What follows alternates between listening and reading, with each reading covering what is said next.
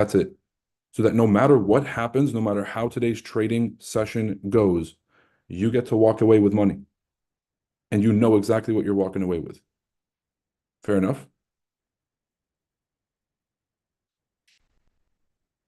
Put something in the chat if we're good.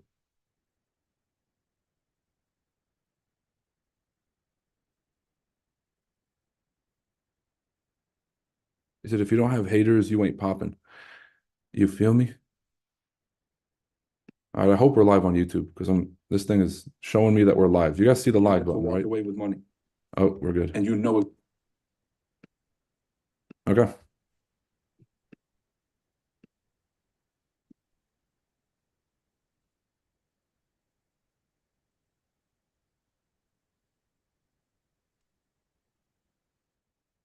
There we go.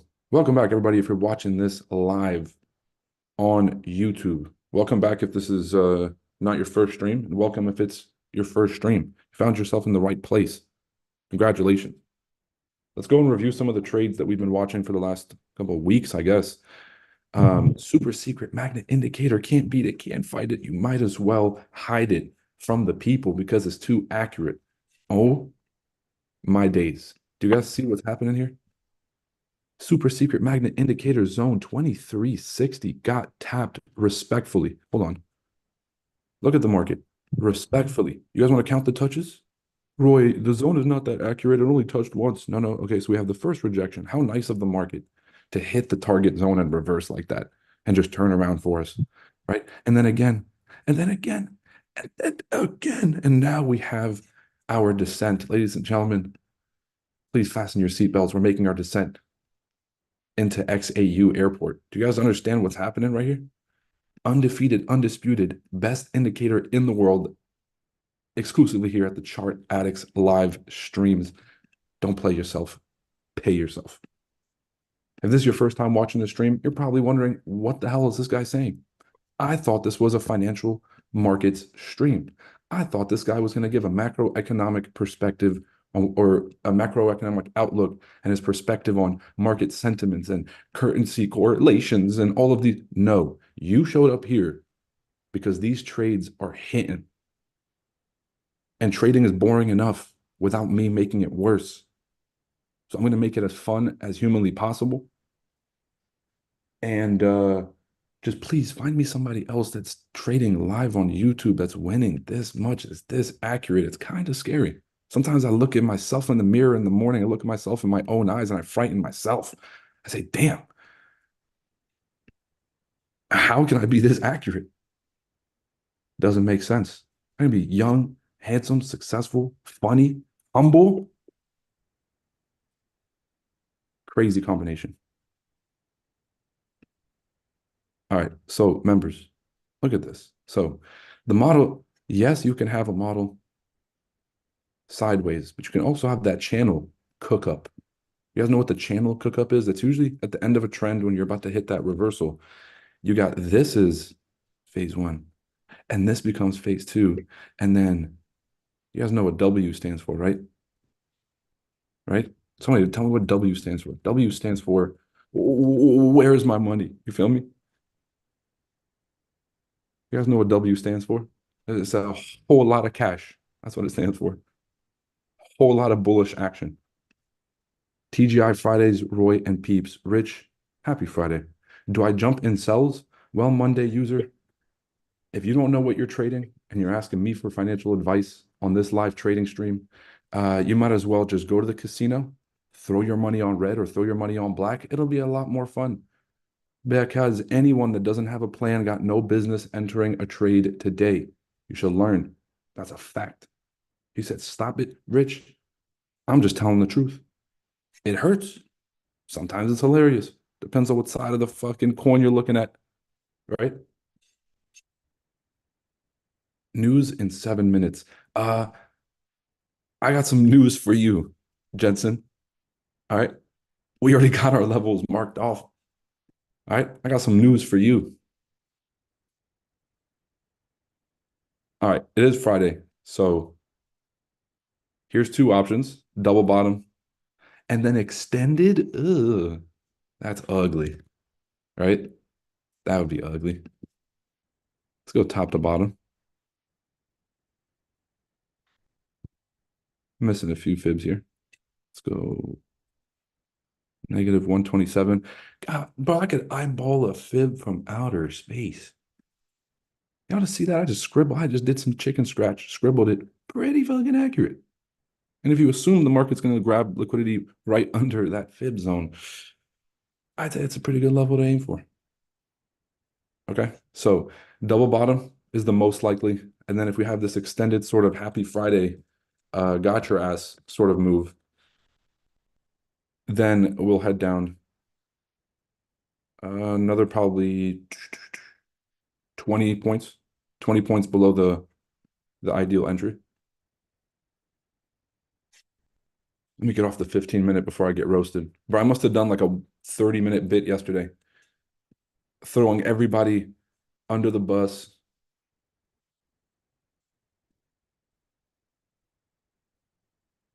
So I can't be caught lacking on the 15-minute. Said just a heads up, Poppy. Jensen, that's strike 1 and 2. You call me Poppy again, you're gonna be chilling with everybody else in the gulags.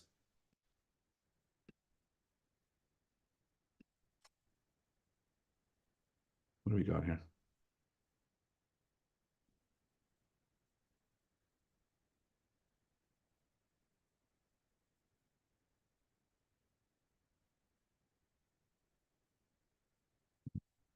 Flash manufacturing PMI. Bro, what the fuck? Nobody care about flash manufacturing.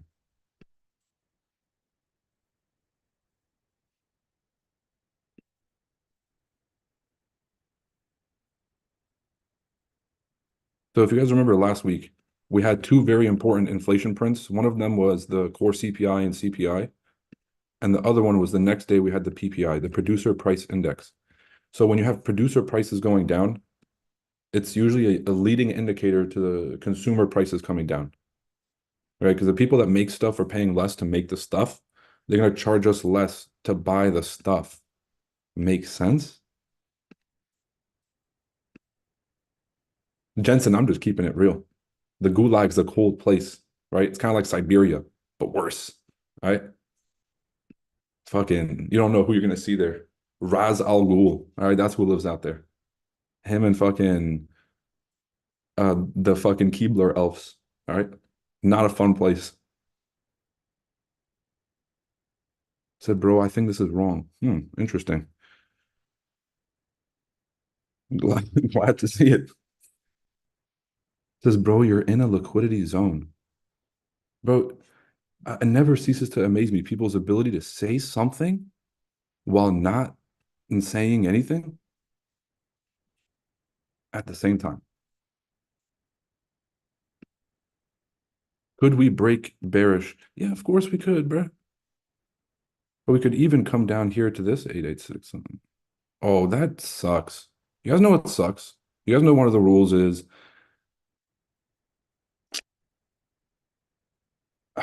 if there's two zones of interest and they could both likely get hit, usually the lower of the two zones is going to get hit, which would mean market's going to do a little.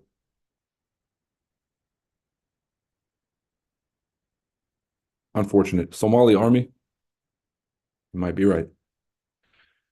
All right, guys, I really have to hop off. I just wanted to go through a few of the different trades that I was looking at for today before I got off the charts.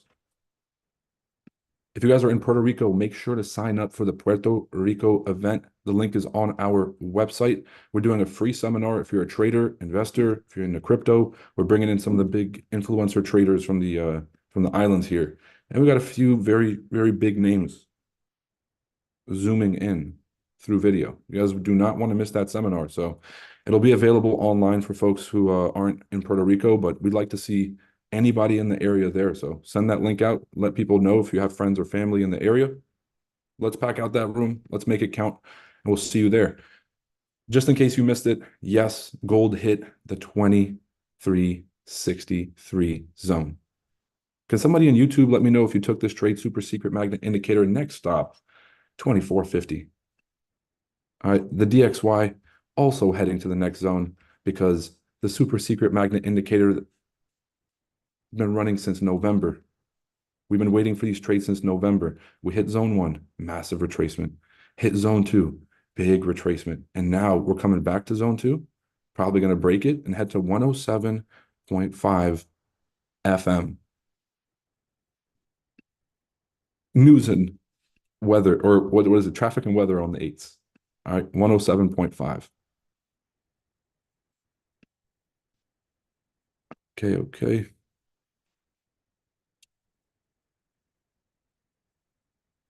Oh, classic. No retest, no entry.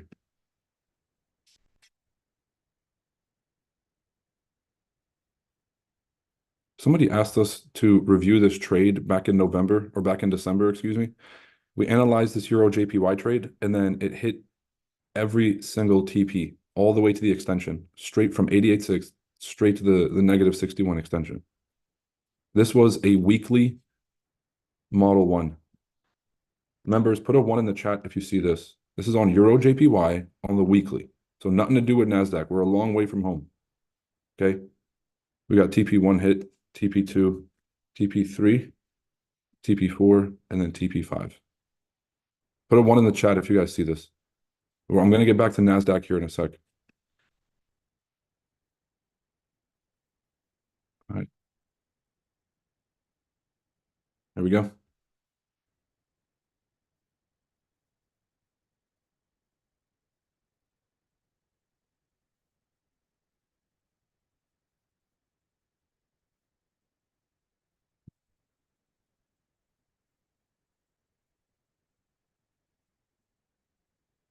Get a little extension action going. A little extendo cord. Let's see if we can line these up.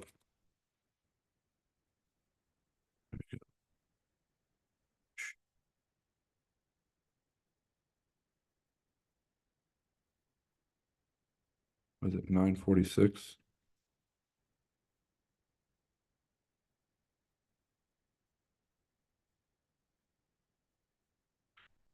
All right, I'm gonna layer in another 1/4% here. Let me pause the screen share real quick. So what I'm gonna do is I already entered a quarter. I'm gonna enter another one, slightly bigger position though. Slightly bigger position. So you wouldn't want to double up. Like for example, if you had two contracts at the top, you don't want to put four contracts at the bottom. You'd put three. You get me? And that way you save a little bit of ammo. If the market comes all the way through and hits the extension, then you can layer in. That's when you can double up. That's when you can go 4 or 5 contracts at the bottom, as long as it's still within your risk parameters.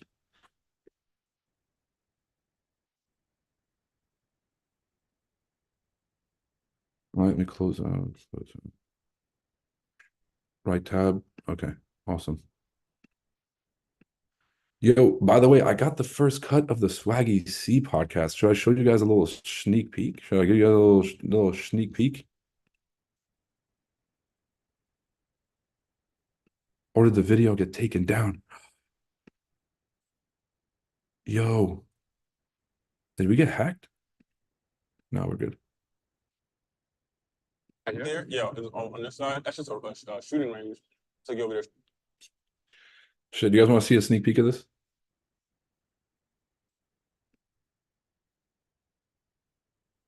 You guys see this?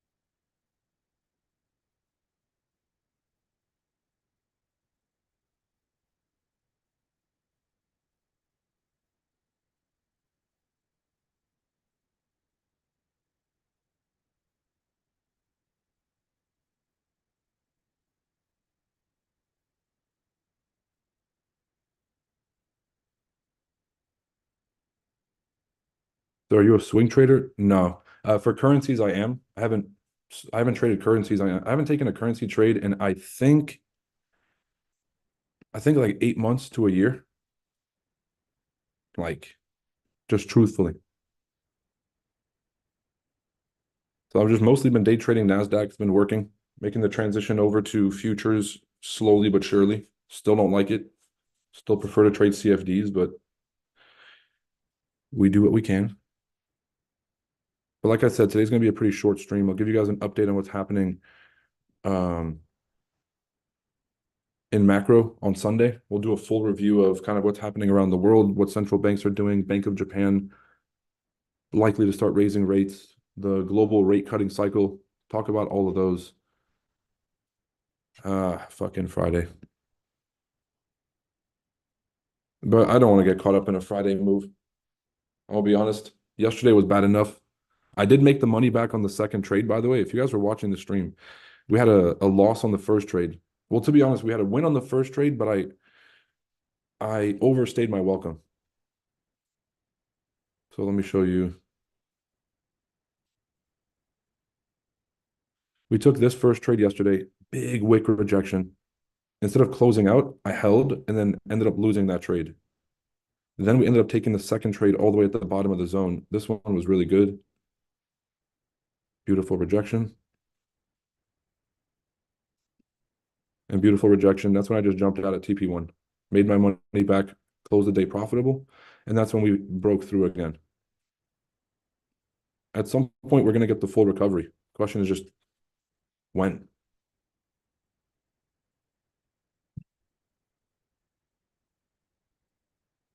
Higher time frame still bullish. US 30, 886 played out nice. Let's see US 30.